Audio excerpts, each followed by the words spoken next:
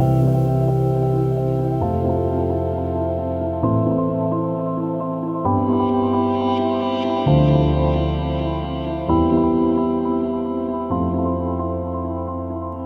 was lucky enough to chair the Digital Disruption panel yesterday, and disruption seems to be the buzzword. It's happening all around us, as we know. So we got up on stage, we got up Karen from Cedars, Nalima from Essential, Robin Chalmers from Channel 4, and Kandar from Uber. And so we had two disruptors and two traditional businesses who were facing the challenges of disruption. And what I wanted to do, and what I think happened, was to really drill into what are the sort of the skill sets that these guys need in this kind of crazy new disruptive world that we are all, working and sort of living through. It's rare you get an opportunity to really cut to the bone on those questions, and they answered openly and honestly about it. And what came out was, yes, it has changed. It's a very international world.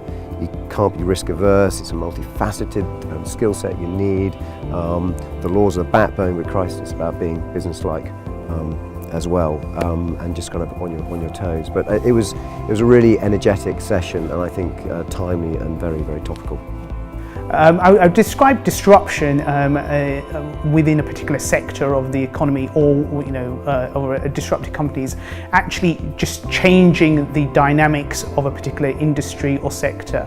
So making a fundamental change to those dynamics, rather than something such as incremental change. So, for example, Uber, push a button, get a ride. That is a fairly disruptive product, and has resulted in a disruption to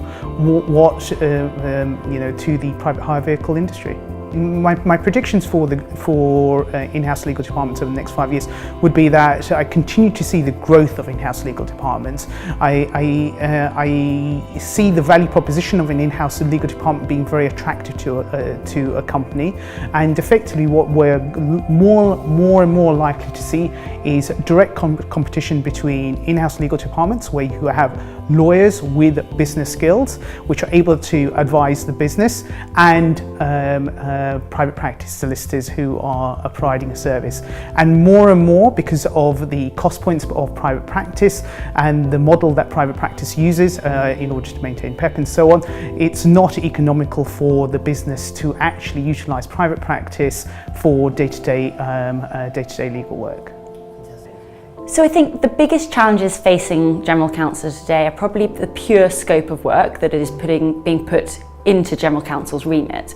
So, I mean, if you think about the normal day-to-day legal advice, the management of the team, you've also got, being a business person, and that means more than sitting at the board and advising a board. It means actually taking a view of risk, taking business decisions, and all that with probably reduced resources. I think today's event has been very helpful as time out from the day-to-day. I mean, looking at things that are, again, challenges for general counsel that wouldn't traditionally have fallen on their plate. So cybersecurity is one of the biggest threats, obviously, to businesses across the globe. General counsels who are traditionally probably not data people have now got themselves in a situation where either they're opining or even perhaps owning a cybersecurity project. So I think today's event has been helpful in speaking to different people and understanding the risk-based approach other general counsels are taking and the resources that they're using.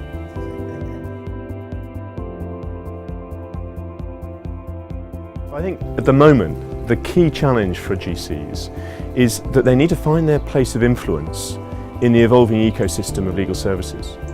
So what I mean by that is that at the moment the GC he's being supplied by a range of legal services, from traditional suppliers, the law firms, through to new suppliers, technology companies, new managed service organisations. And I think the GC has got to find their place of influence in that.